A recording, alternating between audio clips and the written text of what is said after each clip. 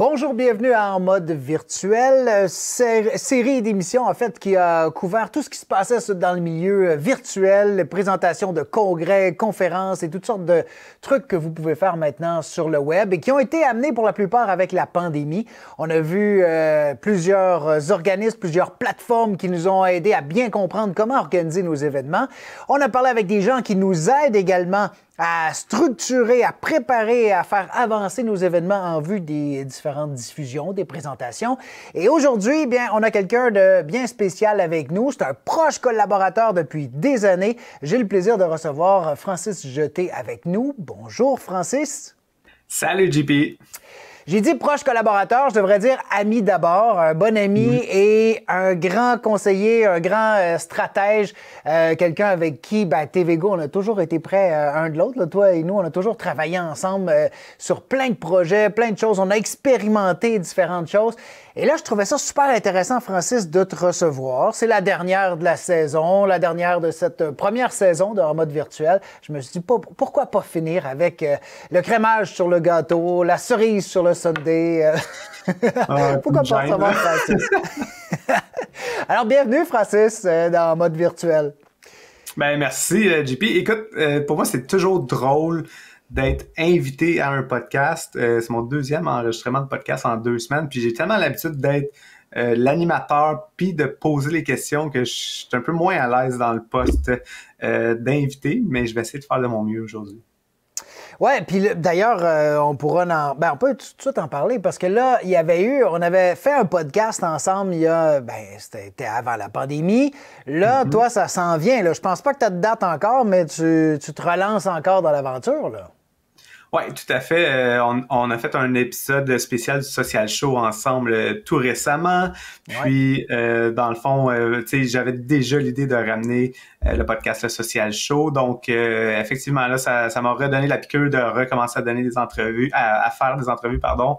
Puis, cet automne, là, on est à la rentrée. Dans le fond, il y aura un épisode, une saison 2 du Social Show. Puis, dans le fond, cette nouvelle mouture-là du Social Show, ça va être vraiment axé sur le processus de création de contenu en lien avec les stratégies médias sociaux. Donc, je me suis rendu compte que je donne vraiment beaucoup de formations médias sociaux, je fais beaucoup d'accompagnement. Puis ce que je me rends compte, c'est que souvent, les gens, même une fois qu'on comprend bien c'est quoi l'importance d'une stratégie médias sociaux, qu'on comprend bien comment la faire, c'est l'exécution après ça qui pose beaucoup de problèmes. Donc, vraiment, ma vision pour cette nouvelle saison-là, ça va être d'avoir des invités qui vont nous dévoiler un peu plus leur processus de création de contenu, les outils qu'ils utilisent, leur processus d'idéation, d'exécution, de publication. Donc, on va vraiment lever le voile là-dessus pour essayer de rendre ça le plus concret puis que les gens puissent aller chercher vraiment des éléments pratico-pratiques en lien avec le processus de création de contenu parce que tu le sais toi-même, tu es en train de créer un show, puis il y a beaucoup d'étapes à ça, puis on investit beaucoup de temps, d'énergie et d'argent dans la création de contenu, donc on veut que de l'autre côté, ça performe bien, puis c'est vraiment de tout ça qu'on va jaser pendant le podcast, puis moi je trouve ça vraiment intéressant d'aller chercher des gens d'expérience sur différentes plateformes pour essayer vraiment d'aider un maximum de gens avec ça. Oui, ça va être super intéressant. Ça n'a pas manqué, ça va être cet automne. Puis de toute façon, on va se tenir prêt. Puis nous aussi, on va en parler de notre côté de ce show-là. Parce qu'effectivement, des fois, avoir du bon contenu, c'est pas suffisant. Il faut savoir comment bien l'exploiter et comment le diviser pour pouvoir mieux l'exploiter, mieux le faire rayonner, tout ça. Puis ça, c'est toutes des choses que tu maîtrises très, très bien. D'abord, Francis, parlons un petit peu de toi, parce que nous, ça fait longtemps qu'on te suit, on le sait, mais ça fait un bon bout de temps que tu es dans les médias sociaux. Parlons un petit peu de ton expérience. Qu'est-ce qui t'a mené à ça?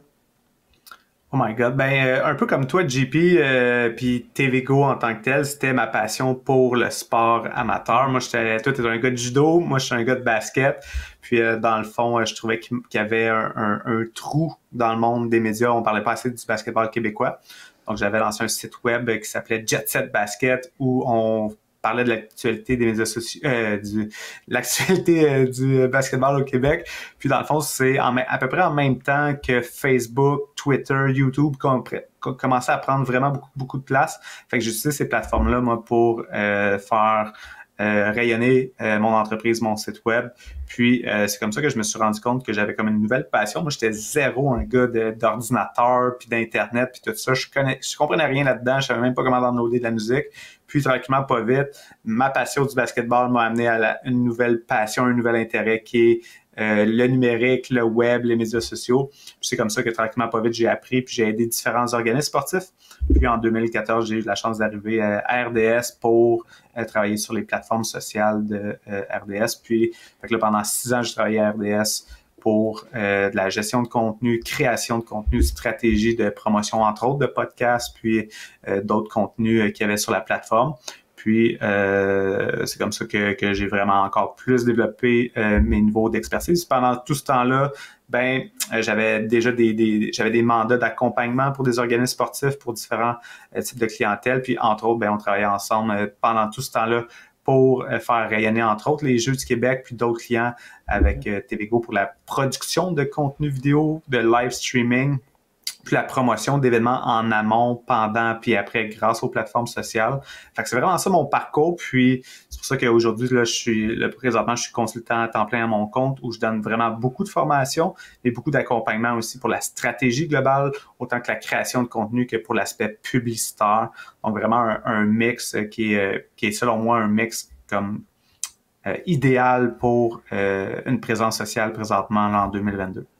Tu as eu un parcours qui t'a permis de bien évoluer dans les médias sociaux. Comme tu l'as dit, ton passage, entre autres, à RDS, où tu avais à faire des publications, puis là, des publications où il y avait beaucoup de gens qui pouvaient te suivre, ça te donnait vraiment une belle occasion de pouvoir tester. Puis c'est ça aussi, je pense, les médias sociaux, hein? C'est de tester, de voir qu'est-ce qui fonctionne, comment ton auditoire réagit, tout ça. Tu as pu le faire énormément.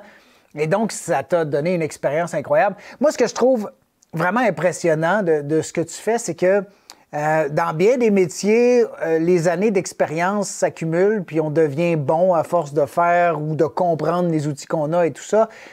Toi, ce qui est compliqué dans les médias sociaux, c'est que tu peux jamais t'arrêter parce que ça évolue tellement rapidement. Puis à chaque fois qu'on te parle, nous, on en apprend tout le temps, parce que ça n'arrête pas. Comment tu fais pour être toujours en avant? Parce que je peux même pas dire à jour, tu sais ce qui s'en vient. Comment tu fais pour être toujours là? Dans le fond, c'est super intéressant ce que tu mentionnes, mais c'est parce que, tu sais, dans le fond, dans le processus de création de contenu, à RDS, là, tu l'as dit, là, j'ai gagné beaucoup d'expérience parce que, dans le fond, j'ai joué avec la machine à fond la caisse. On faisait par jour là, 40 publications sur Facebook uniquement, sans compter Twitter, Instagram. Donc, moi, là, j'en ai testé des manières de créer du contenu et tout le kit. Donc, tu sais, c'est vraiment un élément qui m'a permis de mieux comprendre, hein, puis de voir comme, hey, qu'est-ce qui fonctionne bien, qu'est-ce qui fonctionne moins bien. Puis, à partir de ça, ça m'a permis de comprendre que dans le fond, les médias sociaux, c'est simple, c'est que tu dois créer du contenu qui parle à ta clientèle cible. Hein? Fait une fois que tu comprends ta clientèle cible, tu comprends comment leur présenter de l'information pour les faire réagir, pour les intéresser. C'est ça la clé dans le fond. Fait que, tu sais, souvent quand je parle de stratégie médias sociaux puis tous ces éléments-là, on parle vraiment beaucoup de contenu. Oui, on parle des fonctionnalités des plateformes, on parle de comment ça marche, de comment optimiser ton contenu pour chacune des différentes plateformes parce que c'est tout différent, mais à la fin de la journée, ça reste tout le temps la même affaire quand on parle de contenu. On s'adresse à des êtres humains qui ont des questions, qui ont des points de douleur, qui ont des objectifs, des intérêts. Puis c'est tous ces éléments-là qui sont la clé dans notre création de contenu. Fait qu'après ça, pour répondre à ta question, là, tu me disais un peu plus comme comment je fais pour rester à jour. Tu sais, donc, il y a cet aspect-là, cette base-là qui ne change pas. Après ça, la seule affaire qui change d'une plateforme à l'autre ou d'un format de contenu à l'autre, c'est justement le format ou la fonctionnalité de comment ça fonctionne. Fait que ça, c'est relativement simple à comprendre puis à intégrer tranquillement pas vite. Je sais qu'on a travaillé ensemble avec l'équipe de TVgo vraiment beaucoup, puis que là, moi, je vous arrive tout le temps avec des nouveautés, puis je vous fais tout le temps changer les canevas, les formats, les ci, puis les ça. Fait que je sais que pour bien des gens, ça, c'est quelque chose qu'on n'aime pas des médias sociaux. Le fait que c'est tout le temps en train de changer, le fait qu'il faut tout le temps s'adapter, qu'il y a tout le temps une nouvelle plateforme ou un nouveau format de contenu. Mais tu vois, moi, ça, c'est quelque chose que on dirait que c'est quelque chose qui vient me garder en vie du fait que je travaille dans les médias sociaux, comme cette nouveauté-là. Fait que je m'ennuie jamais, tu sais, parce qu'il y a tout le temps une nouvelle affaire à apprendre, puis fait que moi, ça me motive, contrairement à peut-être bien des gens, le changement, j'aime ça. Ouais. Mais toi, tu as commencé, donc là, on parle de quoi, en même temps que TVGO, à peu près 2009-2010, Ouais, là, vraiment à exact. pousser là-dedans. Mais disons, là, de ces années-là jusqu'à début de pandémie, 2019-2020, l'évolution des médias sociaux, c'est parti de quoi vers quoi? Ça a changé beaucoup parce que tout s'est développé énormément dans ces années-là, là, mais peux-tu nous faire un petit résumé de cette décennie-là, disons? Ben, dans le fond, tu sais, c'est vraiment simple. Si on analyse qu'est-ce qui s'est passé, ben Facebook prenait vraiment beaucoup de place. En fait, prenait toute la place au début. Il y avait YouTube puis Twitter qui avaient quand même une certaine popularité. Puis YouTube a continué vraiment de croître, mais tu sais, en 2009-2010, moi, quand je créais du contenu pour YouTube, là, tu sais, j'avais pas la vision de devenir un YouTuber ou on voyait pas nécessairement tout ce potentiel-là avec YouTube. C'est une plateforme sociale, mais toute l'attention était sur Facebook, vraiment. Puis qu'est-ce qui est arrivé? Il y a Instagram qui est arrivé, il y a Snapchat qui est arrivé avec un format de contenu vraiment populaire qui s'appelle les Stories. Puis là, qu'est-ce qu'on a commencé à voir avec l'arrivée des Stories? C'est, Instagram a copié le format. Twitter a copié le format Stories. Après ça, on avait même LinkedIn qui avait des Stories. Hein? Fait on a vu ces formats de contenu-là qui se sont comme démocratisés. Puis là, boum, Instagram est devenu une grosse plateforme. Puis là, déjà en 2018, mettons, là, le format de contenu vidéo prenait de plus en plus de place. Hein? On faisait beaucoup de Facebook Live. À cette époque-là, les Facebook Live nous donnaient vraiment beaucoup de visibilité. Puis, qu'est-ce qui fait que ça a vraiment évolué beaucoup, là, c'est que c'est l'aspect mobile. Hein? Fait que toute la notion de créer du contenu en format vertical, ça, c'est quelque chose qui a vraiment progressé. Donc, qu'est-ce qu'on fait? C'est que là, de plus en plus, on voit du contenu, les nouveaux formats de contenu comme les stories, les TikTok, les Reels, tous ces formats de contenu-là, c'est des contenus verticaux. Donc, on est passé à beaucoup de contenu horizontal qu'on voyait sur YouTube, qu'on voyait un peu sur Facebook. Ça a passé à un format carré qui prenait un peu plus de place dans les fils d'actualité. Puis là, tranquillement, pas vite, on l'a adapté à l'outil qu'on utilise le plus, le format mobile. Tu sais, JP, moi, j'étais le premier à chialer quand le monde prenait des photos verticales avec leur téléphone parce que j'aimais pas ça sur mon Apple TV, voir comme juste une bande de photos puis avoir comme des grosses bandes noires autour. Puis maintenant, on le voit, là, à côté de moi, j'ai une photo. Puis cette photo-là ici là, qu'on voit, ben c'est une photo que j'ai prise moi-même puis que j'ai pris en format vertical dans le fond parce que j'ai développé cette habitude-là. Mais je suis le premier à aussi là avant, je pensais horizontal en premier tout le temps. Maintenant, c'est un format vertical. Donc, le fait que ça a beaucoup évolué, c'est principalement l'aspect mobile. Puis, dans le fond, c'est cet élément-là qu'on doit garder en tête, c'est que la majorité des gens consomment les plateformes sur un mobile, puis on doit adapter notre format de contenu. Et c'est ce qui fait que TikTok, puis les Reels sur Instagram et Facebook et les YouTube Shorts, c'est comme un des éléments clés qu'on devrait intégrer présentement dans notre stratégie de contenu, étant donné que c'est un format qui est vertical, donc qui est plein écran, qui est vraiment immersif pour les gens, et c'est vraiment comme un élément clé. Fait que je te dirais que si je résumais ça là, vraiment rapidement, c'est vraiment ça qui a eu un impact sur l'évolution des médias sociaux, comme vraiment l'aspect de l'arrivée la popularité d'un côté de YouTube qui a grandi, Facebook qui veut concurrencer YouTube, Snapchat qui lance le format Stories, on intègre ça à Instagram puis Facebook. Là, TikTok arrive avec un nouveau format de contenu qu'on intègre. Puis là, c'est ça qui est intéressant de voir, c'est que ces formats de contenu-là, à chaque fois qu'il y en a un nouveau qui apparaît, qu'est-ce qu'on voit? On voit une démocratisation de ce format de contenu-là. Donc, TikTok a vu son format se faire copier par Instagram, Facebook, YouTube. Clubhouse qui a explosé avec un contenu uniquement audio en direct a vu son contenu se faire copier par Twitter, Facebook puis LinkedIn. Donc, c'est ça qui arrive. Parce que là, c'est plus vraiment comme est-ce que je crée du contenu pour telle plateforme ou telle plateforme? C'est quoi le format de contenu que je peux créer qui peut me donner un maximum de visibilité parce que je peux le réutiliser sur un maximum de plateformes? Oui, parce que tu sais, dans le fond, la grosse différence, c'est qu'au début, les plus vieux, là, on regardait sur nos ordinateurs, puis même Facebook, ça a été longtemps ça. Maintenant, c'est rendu dans la salle d'attente, même entre deux quarts de travail, dans l'autobus, peu importe, on sort notre téléphone, puis c'est là que le gros de la visualisation des différentes plateformes se fait. C'est là qu'on passe notre temps. Donc, si on résume, là, il y a la pandémie maintenant qui est arrivée, là, ça a pris énormément de place. Est-ce que ça a bouleversé des choses où on est cette tendance-là que tu dis vraiment qu'on doit penser mobile et tout ça, c'est ce qui s'est consolidé encore plus? Est-ce que le fait de rester à la maison beaucoup a changé des choses, des habitudes de consommation, a dérivé les gens vers d'autres plateformes? Là, on en est où aujourd'hui en cette presque fin de pandémie, où on espère que c'est la fin de la pandémie? On en est où, là? Si on mettait là aujourd'hui, qu'est-ce qu'on doit penser si on veut organiser quelque chose, si on veut rejoindre du monde sur Facebook? Est-ce qu'on doit le segmenter par clientèle, par âge, par comment on fonctionne? Bien, qu'est-ce que la pandémie a eu comme impact? C'est qu'effectivement, il y a beaucoup de gens qui ont passé plus de temps sur les plateformes sociales. Une de ces plateformes sociales-là qui en a beaucoup bénéficié, c'est TikTok. C'était une nouvelle plateforme.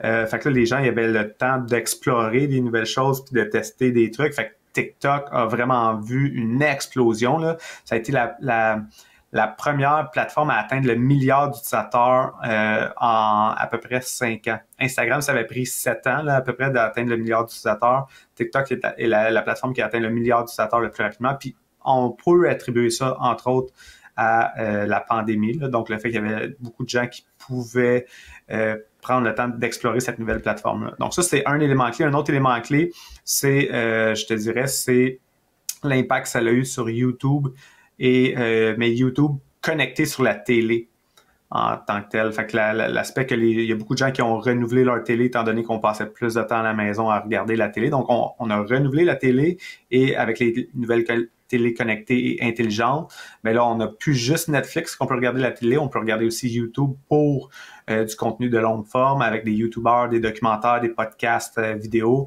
Donc, YouTube qui a vraiment vu aussi une grosse augmentation de visionnement qui provenait de la télé. Donc, ça a eu un impact bénéfique aussi sur YouTube. Donc, ça, c'est vraiment comme deux éléments clés qui ont ressorti. Puis, je regardais les statistiques la semaine dernière par rapport à l'utilisation des plateformes sociales. Puis, on a eu vraiment un pic au niveau de la première vague, mettons, de la pandémie. Après ça, ça a redescendu, mais ça n'a pas redescendu au niveau pré-pandémie. Donc, on constate qu'il y a encore plus de temps maintenant qui est passé sur les médias sociaux. Ça, c'est un élément qui est surprenant, mais qui l'est pas tant que ça, parce que, dans le fond, tu sais, on parle beaucoup présentement de la métaverse, puis que Facebook investit beaucoup là-dedans, puis que c'est quelque chose qui s'en vient. Mais en fait, moi, j'aurais même tendance à dire que c'est quelque chose qui est comme pas mal déjà là, la métaverse. Hein? Fait que ça, c'est comme le futur qui s'en vient, puis que ce temps-là qu'on passe de plus en plus sur les médias sociaux, ben c'est une preuve un peu que la métaverse, c'est pas si un rêve éloigné que ça, parce que dans le sens que aujourd'hui, on fait une entrevue ensemble, ben on est à distance. C'est une entrevue virtuelle. On est dans le monde virtuel ensemble. J'ai mon vélo ici.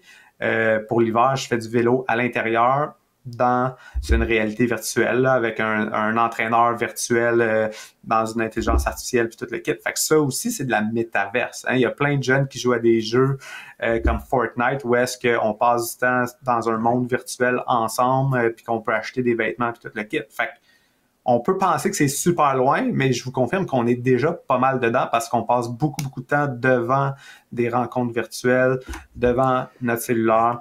Fait que, oui, effectivement, les médias sociaux sont toujours aussi présents dans nos vies.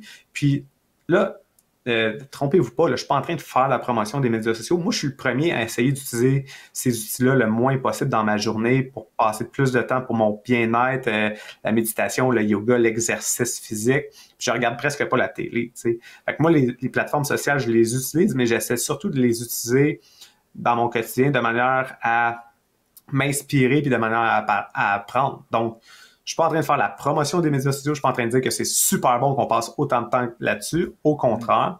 Après ça, c'est notre responsabilité à tous et à chacun de décider qu'est-ce qu'on voit passer dans nos fils d'actualité. Hein? Donc, de faire un ménage pour sélectionner des comptes qui nous enseignent des choses, puis qu'on apprend ou qu'on inspire. Puis quand on se rend compte qu'il y a des comptes qui sont un peu moins motivant, disons, que tu te rends compte que après que tu as pris du temps pour scroller sur les médias sociaux, que tu te sens un peu mal parce que tu es plus en mode comparaison avec les gens, mais là, c'est peut-être le temps soit de laisser de côté ton appareil mobile ou de faire un ménage dans tes médias sociaux.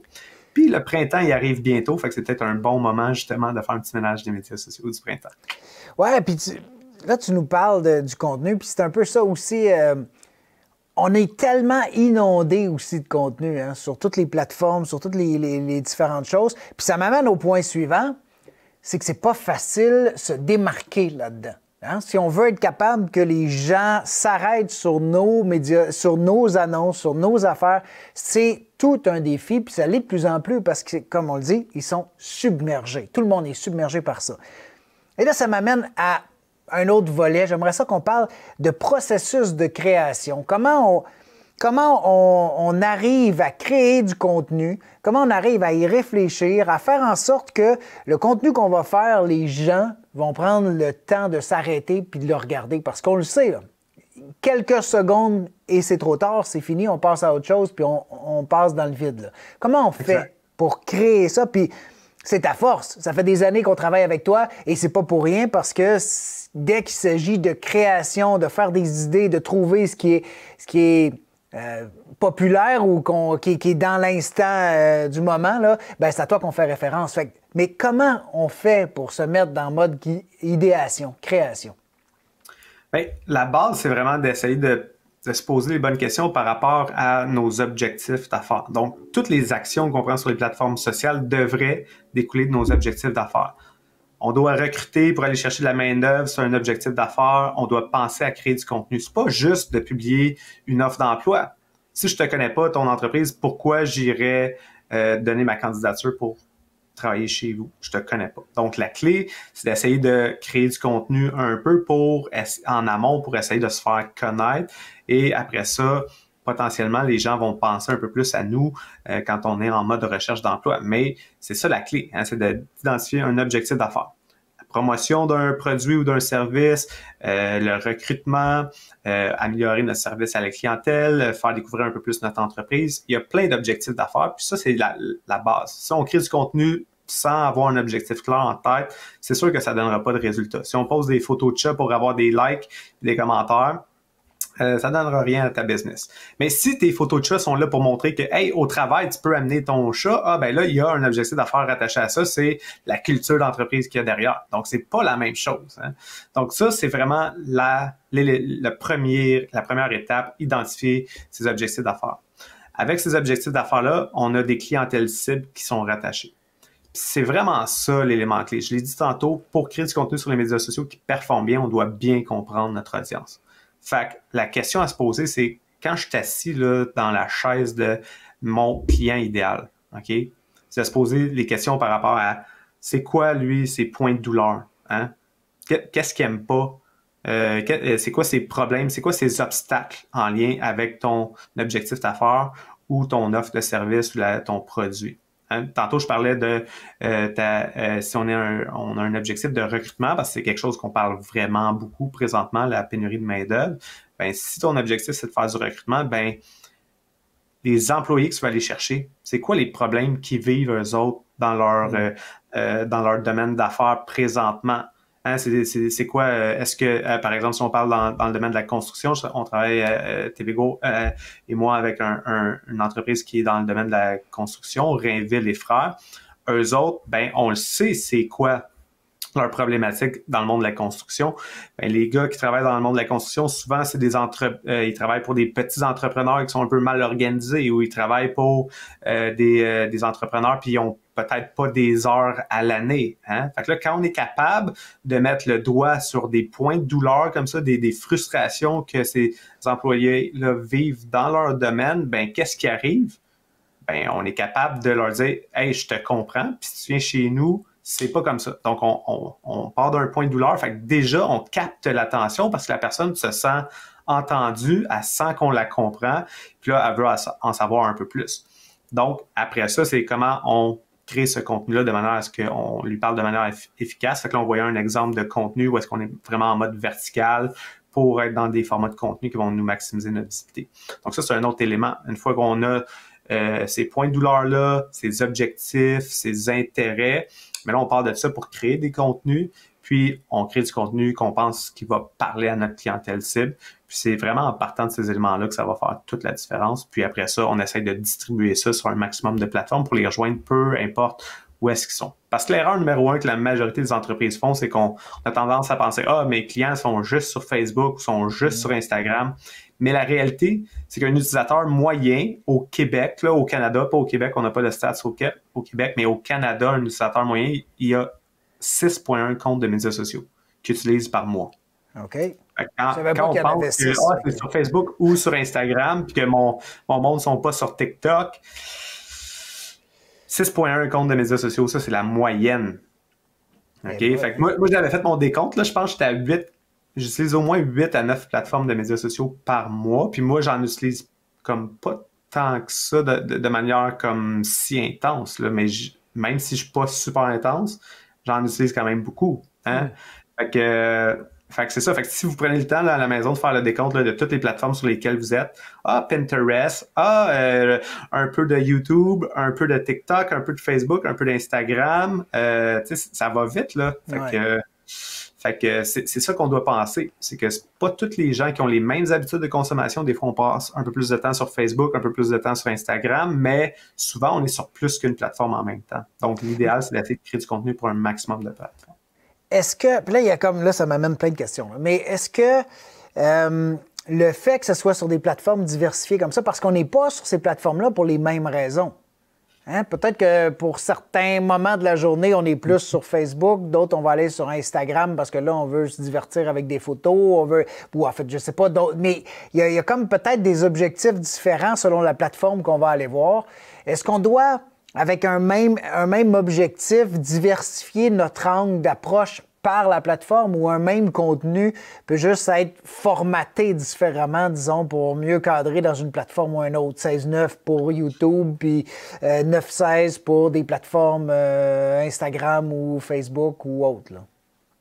En fait, c'est une excellente question. Puis, tu sais, ça, c'est là que le cas par cas devient un peu plus concret, tu sais, dans le sens qu'il n'y a pas de solution magique pour toutes les entreprises. Puis dans le fond, c'est pour ça que la clé, c'est vraiment d'essayer de tester une stratégie multicanale, dans le sens où on va publier sur un maximum de plateformes. Puis là, peut-être qu'on va se rendre compte que pour notre entreprise, qu'est-ce qui fonctionne le mieux? C'est peut-être une combinaison de 2 plateformes, ou c'est peut-être comme il y a une plateforme que là, on voit vraiment des meilleurs résultats. T'sais. Fait qu'il n'y a pas une recette magique pour personne sur les médias sociaux. Puis c'est sûr que quand tu as un spécialiste Instagram, ben lui, il te pousse Instagram. Quand tu as un spécialiste TikTok, il va te pousser TikTok. Moi, mon approche, c'est d'essayer de dire comme on a une tonne de plateformes médias sociaux. Comment on fait pour avoir une stratégie qui est le plus multiplateforme possible?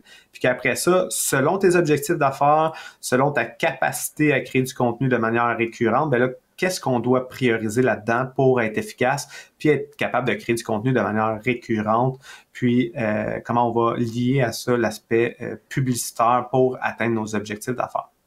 Donc, si on vient avec l'exemple de Rainville et Frères, justement, ben, eux autres, là, ils n'ont pratiquement aucun abonné à leur page Facebook. Mais là, pourquoi ils dépensent beaucoup d'argent pour créer des beaux vidéos sur Facebook? Ben, c'est pas pour pousser ça juste à leurs abonnés. Qu'est-ce qu'on fait? C'est qu'on combine ça avec de la publicité sur Facebook pour aller générer des candidatures de recrutement. OK? Fait que ça, c'est un exemple parmi tant d'autres que la publicité vient vraiment t'aider à atteindre tes objectifs d'affaires.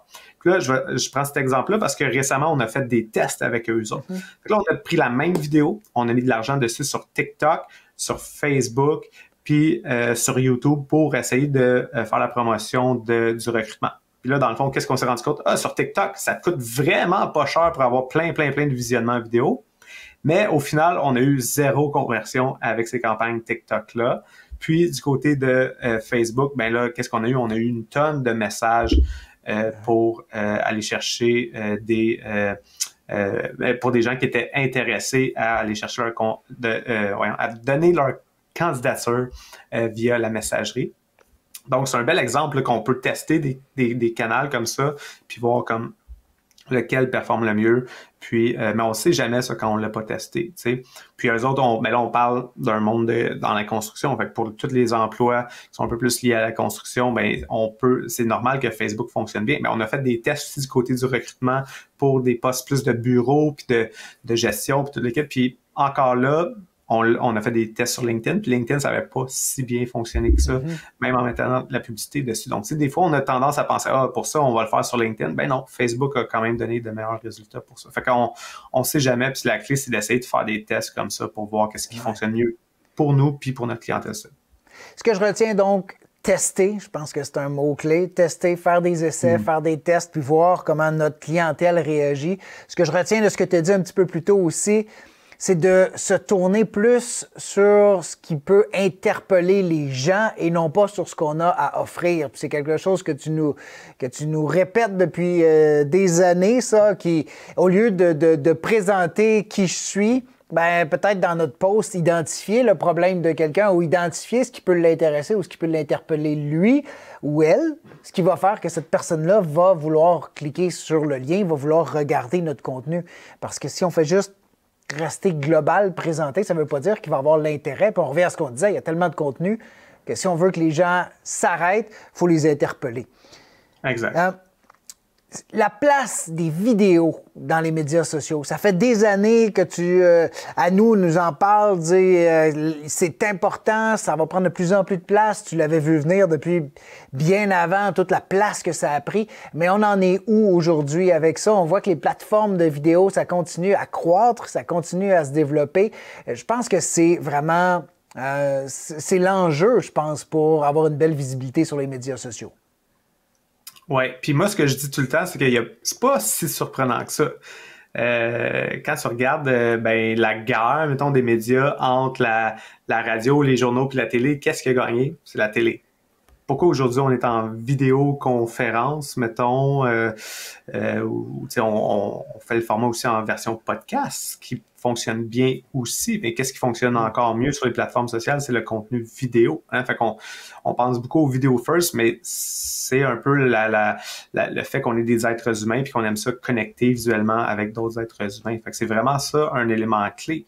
Hein? Puis, dans le fond, il faut comprendre que la vidéo, c'est vraiment un outil de contenu qui va vraiment t'aider à rejoindre la majorité des gens parce qu'on va connecter beaucoup, beaucoup avec ça.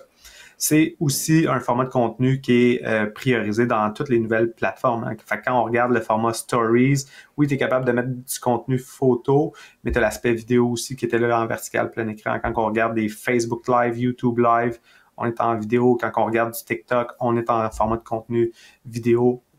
Donc, c'est vraiment ça la clé. Puis, le contenu vidéo, on n'a plus d'excuses. On a toute une très bonne caméra sur notre téléphone qui nous permet de créer du contenu vidéo de qualité. Donc, il faut arrêter de se donner des excuses, puis il faut juste essayer de briser la glace, puis de s'amuser à créer du contenu grâce aux plateformes de médias sociaux. Puis le faire de manière le plus authentique possible, le plus vrai. Ça, c'est un autre élément clé qu'on doit laisser tomber dans le fond comme un genre de format de contenu où est-ce qu'on essaie de vendre quelque chose aux gens de manière wow puis extraordinaire. Les gens, on n'est plus capable de se faire vendre. On a vu tellement d'infopubs puis on est tellement exposé à la publicité qu'on est rendu très, très, très critique puis on veut plus en voir de la publicité. Fait que quand on se fait vendre quelque chose, on est beaucoup plus réfractaire. Mais si tu es capable de m'intéresser en m'interpellant puis en me parlant à moi de choses qui m'intéressent, puis que je sens que tu me comprends, puis qu'en plus de ça, tu as une solution à mon problème, ben là, déjà, tu as comme commencé la conversation en me parlant à moi plutôt que de me poussant plutôt qu'en me poussant ton information. Fait que c'est vraiment ça la différence puis la nuance. Puis, qu'est-ce qui est intéressant avec le format de contenu vidéo, c'est que tu es capable de le faire de plein de manières différentes. T'sais, donc, on a fait des capsules vidéo ensemble, entre autres avec la ville de Saint-Bruno, où est-ce que là, on a inclus, on s'adressait à des jeunes pour des offres d'emploi. Puis que dans le fond, c'est pour des emplois d'été à Saint-Bruno. Puis là, qu'est-ce qu'on avait là-dedans? Des éléments graphiques. Fait dans la ville de Saint-Bruno, il n'y avait pas quelqu'un à la ville là, qui avait le goût d'être devant la caméra et qui était Yes, je veux être une vedette sur les médias sociaux. Non, personne ne voulait le faire à l'interne. Ben, on a été capable quand même de créer un contenu qui était comme beau visuellement, qui était accrocheur, qui avait un petit angle quand même un peu drôle parce qu'on incluait des GIFs. Puis, ben, dans le fond, on donne l'information de manière à ce que ça parle aux gens, puis de manière colorée, de manière que ce soit beau visuellement, sans nécessairement avoir besoin de dépenser des fortunes en captation vidéo, parce qu'on a fait beaucoup d'intégration de motion graphic, d'écriture, de GIF, puis tout ça de manière à passer un message de manière quand même efficace. Fait qu'on les voit présentement à l'écran. Puis je pense que c'est quand même un élément clé à garder en tête, c'est que le contenu vidéo, il y a plein de manières d'en produire. On n'est pas obligé d'avoir quelqu'un nécessairement qui parle devant la caméra. On n'est pas obligé d'être drôle. C'est de voir comment on peut faire du contenu qui est adapté à notre réalité à l'interne.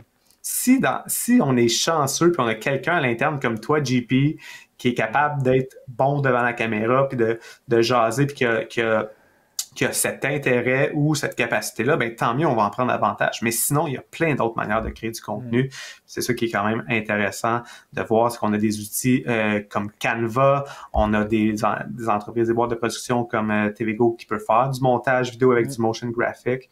Fait qu'il y a plein de manières de faire ça pour que ça soit quand même différent. Et quand on a notre contenu, bon, ben là, il y a aussi la façon de le pousser. Il y a les ads qu'on peut, les campagnes publicitaires on peut mettre de l'argent et tout ça. C'est un autre milieu, là. C'est un autre monde aussi que monsieur, madame, tout le monde n'est pas nécessairement à l'aise, puis on ne sait pas trop comment s'y faire. Toi, tu es un spécialiste là-dedans. Les gens qui ont des stratégies, qui ont de la vidéo à mettre et tout ça, comment... ça prend quelle place aujourd'hui? Est-ce que ça vaut le coup? Tu l'as testé, tu en as parlé tantôt. Là. Ça donne quoi aujourd'hui, mettre des ads? Est-ce que c'est quelque chose qui est intéressant, qui est pertinent pour quelqu'un qui veut promouvoir? Je sais pas, on parle beaucoup là, d'événements virtuels, des congrès, des trucs comme ça. Est-ce que c'est quelque chose qui est pertinent à utiliser? Moi j'ai, pour mon dire, que, dans le fond, à chaque fois que tu vas mettre de la publicité sur les plateformes sociales, c'est sûr que ça va te donner des résultats. Après ça, la qualité de ces résultats-là dépend un peu de ton niveau de connaissance et ton niveau de compréhension par rapport aux plateformes. Parce que, dans le fond, ta stratégie publicitaire, c'est vraiment l'équivalent d'une recette. Tu as plein d'ingrédients, puis c'est à toi de déterminer comme qu'est-ce que tu fais avec ça, parce que tout est en interrelation dans ta stratégie de publicité. Okay? Fait que si on revient avec l'exemple des vidéos de Rainville. Les vidéos sont super belles. Hein? Puis on est en mode recrutement, puis c'est super beau les images qu'on a prises, c'est dynamique, tout le kit. Mais même si je mets de la pub là-dessus, si j'ai pas le bon objectif publicitaire ou si j'ai un objectif puis que je dis soumets ta candidature, visite notre site web en ligne, puis va télécharger ton CV. Ben, c'est sûr que c'est ça l'action que je veux que les gens prennent avec ma pub, puis que je m'adresse à des gars de construction. Mais les gars de construction, ils prendront pas le temps là, d'aller sur ton site web, télécharger un CV en mode PDF qui est tout beau. Là. Non, tu veux leur rendre la vie le plus simple possible. C'est des gars d'action, c'est des gars de chantier, c'est du concret. Fait que pourquoi ça a bien fonctionné quand on a mis de la publicité sur ces vidéos-là, c'est pas juste parce qu'on a fait un bon ciblage, parce que le contenu est bon, c'est parce qu'on avait choisi le bon objectif, la bonne action qui est liée avec ça. Fait que c'est quoi l'action? On avait sélectionné une action d'envoyer un message. Fait que les gens, c'est simple, pour soumettre ta candidature, tu as juste à nous envoyer un message sur Messenger. On t'a simplifié la vie le plus possible. Si on n'avait pas utilisé cet objectif-là de campagne publicitaire, ben on n'aurait sûrement pas les résultats qu'on a eu là avec les vidéos. C'est pas parce que les vidéos sont pas bonnes. Okay? Mais si on avait une vidéo pas bonne avec le même objectif de campagne, ben on n'aurait peut-être pas les mêmes résultats non plus. Donc, il y a comment tu optimises ton contenu. Fait que c'est pour ça que c'est plein d'éléments à l'intérieur de ça qui peuvent avoir un impact bénéfique ou négatif sur tes campagnes publicitaires. Donc, c'est vraiment un tout. C'est de voir c'est quoi mes ingrédients. C'est qui ma clientèle cible. C'est quoi le contenu que j'ai. C'est sur quelle plateforme je veux le faire. Puis c'est quoi l'action que je veux que les gens prennent ou c'est quoi l'outil que je vais utiliser pour amener les gens à prendre l'action. Hein? Est-ce que j'envoie les gens sur mon site web? Est-ce que c'est un formulaire en ligne que je vais faire remplir? Est-ce qu'on utilise la messagerie? Est-ce qu'on veut juste qu'ils regardent la vidéo parce qu'on veut juste qu'ils découvrent notre entreprise pour la première fois? Donc, c'est toutes ces questions-là qu'on doit se poser quand il est le temps de faire la promotion d'un produit, d'un service ou d'un événement. Puis, la clé, je pense, c'est de faire des tests, mais c'est sûr que un des éléments clés qu'on sous-estime vraiment beaucoup avec les médias sociaux, c'est l'aspect publicitaire qui te permet vraiment d'aller chercher des résultats rapides et concrets rapidement, là. Dans le sens que, tu sais, oui, si on travaille fort sur une stratégie médias sociaux de longue haleine, puis qu'on va aller chercher des abonnés, puis que tranquillement, pas vite, on se fait découvrir, puis les gens s'abonnent, puis que là, ils voient notre contenu passer, puis que là, ils finissent par passer à l'action, c'est super intéressant, puis c'est ce qu'on souhaite. Mais on est capable d'atteindre tout ça beaucoup plus rapidement avec la publicité quand on a un bon contenu. Ce qui est intéressant, c'est que ton contenu organique, fait la visibilité gratuite que tu es capable d'aller chercher sur les médias sociaux te permet de tester plein de contenus. Puis là, quand tu as du contenu qui performe vraiment bien, ben, qu'est-ce qu'on fait? Là, on met de l'argent dessus pour aller rejoindre notre clientèle cible avec. C'est un peu ça qu'on a réussi à faire avec nos vidéos parce qu'on comprend bien comment créer du contenu qui va s'adresser à une clientèle cible avec TVGO. Donc, dès qu'on crée du contenu vidéo, ben, on a des bons résultats. Est-ce que je comprends aussi qu'il faut faire attention de ne pas trop je ne sais pas comment le dire, mais se diversifier, disons, en termes d'objectifs, mais il faut en avoir être plus ciblé que d'avoir plusieurs objectifs dans un même contenu, parce que là, on risque de s'y perdre. Parce que c'est peut-être des fois un piège qu'on a tendance à faire, de vouloir se mettre une série d'objectifs à travers ça, plutôt que de cibler quelque chose de précis puis de travailler en ce sens-là. Est-ce que ça fait du sens, ce que je dis, ou pas du tout? Oui, tout à fait. Puis ça, c'est une des grosses erreurs qu'on voit. Si tu me demandes de prendre 3-4 actions sur ton contenu, ben c'est sûr que je ne ferai pas 3-4 actions. Donc, chacun de tes contenus devrait t'amener à prendre une action vraiment spécifique. C'est ça la clé, parce que sinon, je vais être comme perdu. Pensez aux YouTubers qui disent like, subscribe, comment, va dans le lien en bas pour cliquer pour aller sur mon site. Mais là, à un moment donné, tu es comme, ben là... t'exagères un peu. Fait que la clé, c'est d'essayer d'avoir comme un message vraiment précis par contenu pour amener les gens à prendre cette action-là. Puis au-delà de ça, c'est surtout dans le contenu vidéo, ben il faut pas attendre trop longtemps à passer ce message-là parce qu'on sait que les gens, ils restent pas nécessairement longtemps dans le contenu, hein. Évidemment, c'est pas une question de t'as juste 1 minute ou il faut que ton contenu soit absolument 1 minute ou moins. C'est pas ça. Mais rapidement, dans ton contenu vidéo, tu dois m'interpeller, tu dois m'accrocher, puis me donner assez d'informations pour que je décide de rester dans ton contenu à la place de swiper puis d'aller consommer autre chose. Fait que rapidement, dans le début de la vidéo, on veut accrocher les gens, donner une raison de rester, les interpeller pour qu'après ça, ils consomment ton contenu. Francis, le temps file. On aura certainement l'occasion d'en reparler parce qu'il y a tellement de choses, c'est infini, là, tout ce qu'on peut discuter puis tout ce qu'on peut voir. Il y a des choses qui sont à surveiller. Entre autres, tu as démarré ton infolettre, ça fait pas longtemps. C'est vraiment pertinent pour ceux et celles qui veulent comprendre tout l'univers des médias sociaux, des gens qui, comme moi, connaissent pas toutes les plateformes, connaissent pas tout exactement comment ça fonctionne en arrière. Moi, je trouve que c'est vraiment un outil extraordinaire que tu as développé. Alors, ça vaut le coup de le lire. C'est une fois par semaine, là, jusqu'à maintenant, si je ne me trompe pas. C'est le rythme que tu vas garder, ça? On essaie. Mais ouais, présentement, la notif, c'est une infolette à tous les vendredis. Puis là, je reprends comme les grosses nouvelles de la semaine qu'il y a dans le monde des médias sociaux puis du marketing numérique. Puis dans le fond, il y a tout le temps des nouvelles fonctionnalités, il y a tout le temps des changements d'algorithme ou un nouveau format de contenu ou quoi que ce soit. Fait que j'essaie de vraiment mettre en lumière comme, oui, ça c'est la nouvelle, mais j'essaie aussi surtout de dire comme qu'est-ce que ça veut dire concrètement pour les gens. Hein, parce que des fois, OK, c'est beau de savoir qu'il y a telle nouvelle fonctionnalité, mais moi, comment je peux me l'approprier ou comme, c'est vraiment important ou quoi que ce soit. Fait que j'essaie vraiment de lire entre les lignes de ce côté-là. C'est un peu l'objectif de l'infolette. Puis, fait que oui, à toutes les semaines présentement. Puis cet outil-là, ben, je pense que c'est un outil effectivement qui a beaucoup de valeur pour les gens. La raison pourquoi je l'ai créé, c'est simple, c'est que quand je donnais des formations, là, les gens sont comme contents, sont comme yeah, je suis à jour, mais dans 2 semaines, ça va changer. Puis là, je fais quoi pour rester à jour? Fait que c'est pour ça que j'ai développé cette infolette-là pour répondre à ce besoin-là que les gens me mentionnaient en formation. Ouais, et pas besoin d'être un geek là, d'informatique, pas besoin d'être un spécialiste des médias sociaux. Tout ça, c'est vraiment ça que je trouve intéressant, là. Tu démocratises les médias sociaux, puis ça nous aide à comprendre les nouveaux outils puis comment bien les utiliser. Alors, c'est la notif. On peut trouver... Comment on peut s'inscrire là-dessus? Faut-tu aller sur ton site? Il doit y avoir un lien. Oui, sur mon site web, simplement aller sur francisjeté.ca puis vous abonner à l'infolette. Donc, ça, c'est vraiment quelque chose que j'apprécie créer. Puis, moi, j'ai commencé dans le monde du numérique en créant du contenu. Fait que là, comme je retrouve un peu cette passion-là en créant cette infolette-là, en rédigeant, je rédigeais beaucoup d'articles de blog. Fait que là, depuis tantôt, on parle de contenu vidéo, puis là, vous êtes comme, ben là, lui, c'est une infolette, ça marche pas son histoire. Mais je crée aussi du contenu sur Instagram, puis sur TikTok, en contenu un peu plus vidéo, puis il va y avoir le podcast aussi, qui va être un contenu vidéo qui s'en vient.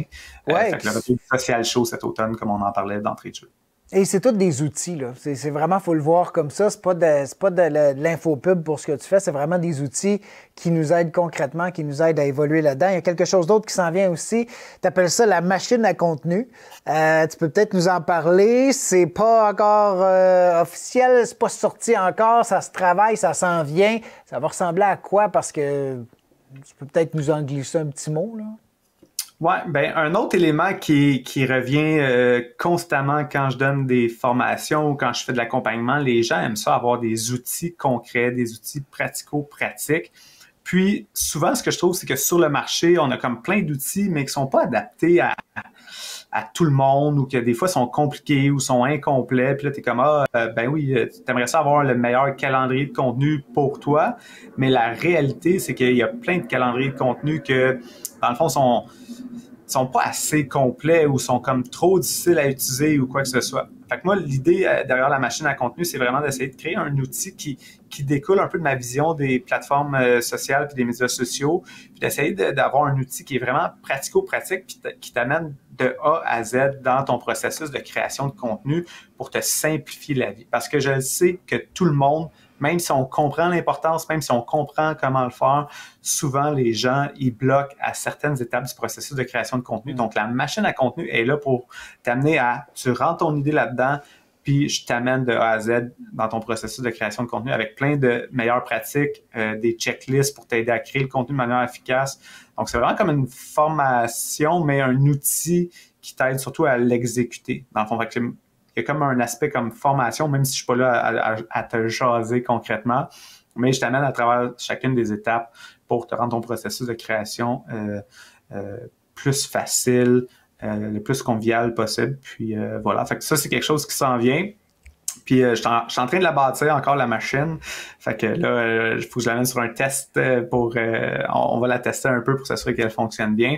Mais ouais, c'est quelque chose qui s'en vient. Puis ça va être un outil qui est développé sur la plateforme Notion.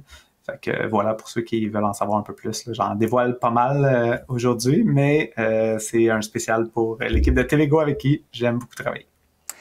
Alors, francisjeté.ca, c'est là qu'on peut aller voir les informations, qu'on peut s'inscrire à l'infolette, la notif. On peut aller prendre rendez-vous avec toi parce que tu fais de la formation, de la consultation, tu peux aider à la création. Bref, tout ce qui touche les médias sociaux, tu peux y prendre part dans des entreprises pour aider les gens à, après ça, prendre le relais puis pouvoir gérer leurs médias sociaux. Un paquet de choses que tu peux faire pour tous ceux et celles qui veulent évoluer là-dedans. Francis, ça a été un plaisir, comme d'habitude, de jaser avec toi. Merci d'avoir pris le temps d'être avec nous puis de conclure cette saison-là en mode virtuel qu'on a lancé cette année comme ça pour le plaisir. Puis ça nous fait plaisir de t'avoir avec nous pour terminer tout ça. Ben, c'est super gentil de m'avoir accueilli. Je suis vraiment content d'avoir eu le temps de jaser un peu avec toi, JP. On vit dans des vies tellement rapides, puis faut quasiment qu'on se prenne un rendez-vous comme ça en podcast pour avoir la chance de jaser. Fait que ça, c'est super cool.